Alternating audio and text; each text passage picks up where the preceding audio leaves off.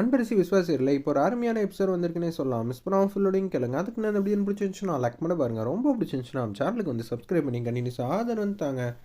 சுபா வந்து கௌசல்யாட்ட வந்து பேசிகிட்டு இருக்காங்க. இப்படியே பேசிக்கிட்டே இருந்தால் அவள் அசந்து வந்து தூங்க மாட்டாமா. நீ போமா நான் பார்த்துக்கிறேன் அப்படின்னு சொன்னோன்னா சுபா வந்து தந்திரமான முறையில் வந்து பத்திரமா வெளியில் வந்து அமுச்சு வச்சிடுறாங்க இருக்க. அந்த இடத்துல என்னடா ஓவராக தான் பண்ணிக்கிட்டு இருக்க அப்படின்னு சொல்லி கண் பார்வையிலேயே வந்து கேட்குறாங்க. எதுவுமே பேசக்கூடாது, அன்பா பாசமாக தான் நிற்கணும் அப்படின்னு சொல்லி சவுத்து முனையிலேயே வந்து நின்றுக்கிட்டு இருக்காங்க. அந்த இடத்துல நம்ம வசந்த் ஒரு பக்கம் வந்து அப்படியே வந்து கண் அசந்து தூங்குற மாதிரி நடிக்கிறாங்க. நம்ம கௌசல்யா அப்பன்னு பார்த்து தலானி வந்து பார்க்குறாங்க.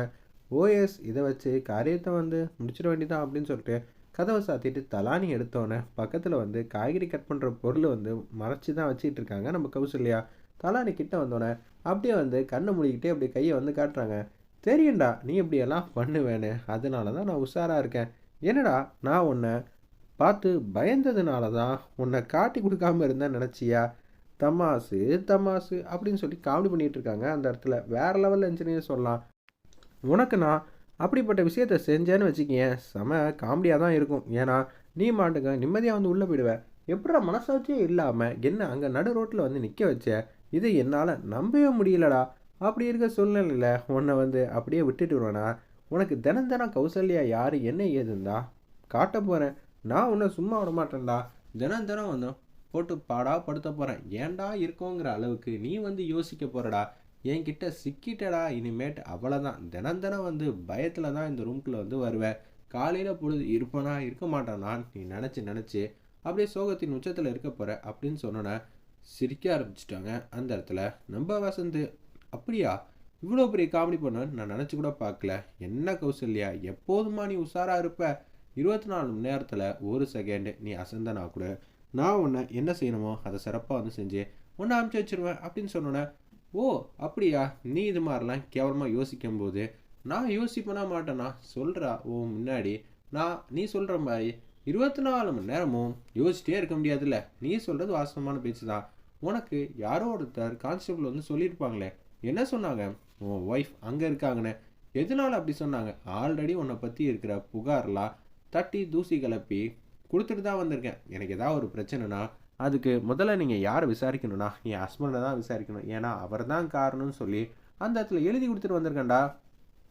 இப்போ எனக்கே ஏதாவது ஆச்சுன்னு வச்சுக்கிங்க ஒன்றை தான் தூக்கி உள்ளே வைப்பாங்க. அப்படி இருக்கும்போது நான் விளையாடணுமா வேணாமா நீயே முடிவு பண்ணிக்க. இங்கே அடிக்கிறது நானாக இருக்கணும், அடி வாங்கிறது எப்போதுமே நீயாக தான் வசந்து இருப்ப. ஆனால் சத்தம் போடாமல் இருப்ப சரியா? அது மாதிரி உன் குடுமி இப்போ என் கையில் இருக்குன்னு கௌசல்யா வந்து மாஸ் பண்ணுறாங்க. என்ன இவ இது மாதிரிலாம் ப்ரில்லியண்ட்டாக செஞ்சுருப்பாளா இல்லை செய்யாமல் இருந்திருப்பாளா?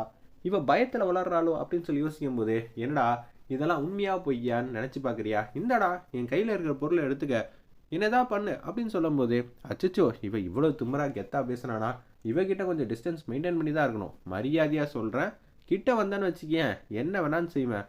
உன்னை அப்படியெல்லாம் பத்திரமாலாம் அமுச்சு வைக்க மாட்டேன். தினம் ரசித்து உன்னை ஓட விட போகிறேன் பாரு அப்படின்னு சொன்னோன்னே கௌசல்யா வந்து சொன்னதை பேச்சை கேட்டுட்டு பயந்து போய் ரூமை விட்டு வெளியே வந்து ஓடுறாங்க. அந்த இடத்துல நம்ம வசந்து பூஜைக்கான எல்லா ஏற்பாடும் முன்ன நின்று நம்ம சிவகாமி தான் செய்கிறாங்க. சந்திரசேகருக்கு வந்துச்சு பாருங்க கோவம். அந்த இடத்துல என்னடி நல்லவன் மாதிரி பர்ஃபார்ம் பண்ணுறியா? நீயும் உங்கள் அம்மாவும் சேர்ந்து தான் இது மாதிரி பண்ணியிருப்பீங்க, நல்லாவே தெரியுது.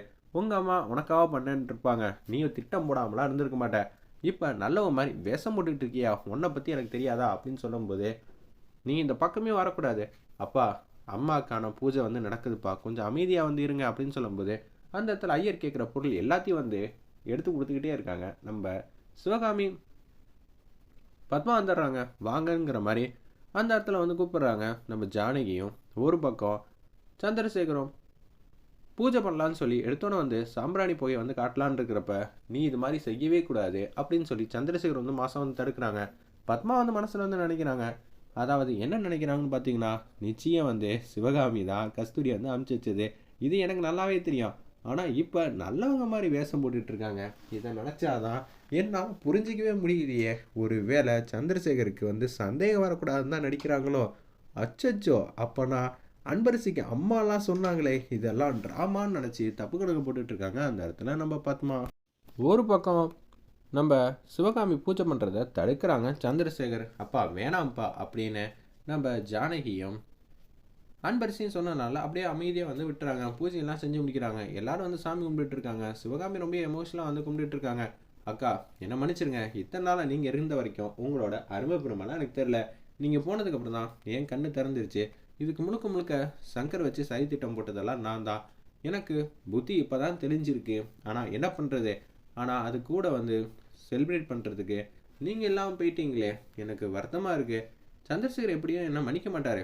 ஏன்னா இத்தனை நாளாக வந்து நான் செஞ்ச பாவம் அப்படி அப்படி இருக்கும்போது என்ன எப்படி மன்னிப்பாப்புல? நான் பச்சையாக வந்து என்னோட தப்பெல்லாம் உணர்ந்துட்டேன், நான் திருந்திட்டேன். இதை சொன்னால் கூட யாரும் நம்ப மாட்டேங்கிறாங்க. அப்படி இருக்கிற சுச்சுவேஷனில் நான் என்ன சொல்கிறதுன்னு எனக்கு ஒன்றுமே புரியலங்கிற மாதிரி பேரதிர்ச்சியாக பாட்டமாக யோசிச்சுட்டு இருக்காங்க அந்த இடத்துல.